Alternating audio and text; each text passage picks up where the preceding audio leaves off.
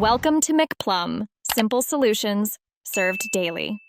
In this video, I will explain how to replace an O2 sensor on a Ford F150. First, you'll need to identify which sensor requires replacement, as there can be several. Gather your tools, including a specialized oxygen sensor socket, a ratchet, and a torque wrench. Always begin by disconnecting the negative terminal of your vehicle's battery to ensure safety throughout the process.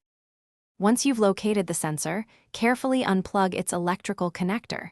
Sometimes these can be a bit stubborn, so be patient. Next, use your oxygen sensor socket and ratchet to loosen the old sensor. It might be tight, especially if it's been in place for a long time. Once loose, carefully unscrew and remove the old sensor from the exhaust pipe. Before installing the new sensor, apply a small amount of anti-seize compound to its threads. This prevents it from seizing in the future and makes removal easier if needed.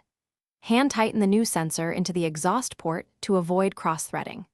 Finally, use your torque wrench to tighten the sensor to the manufacturer's exact specifications, typically around 35 foot-pounds, ensuring a secure fit. With the new sensor securely in place, reconnect its electrical connector. Make sure it clicks firmly into position. Then, reattach the negative battery cable to your vehicle's battery terminal. Start your engine and check for any dashboard warning lights. Remember to check the description below for a link to the Owala water bottle and other helpful deals. Staying hydrated is key, whether you're working on your truck or just enjoying your day.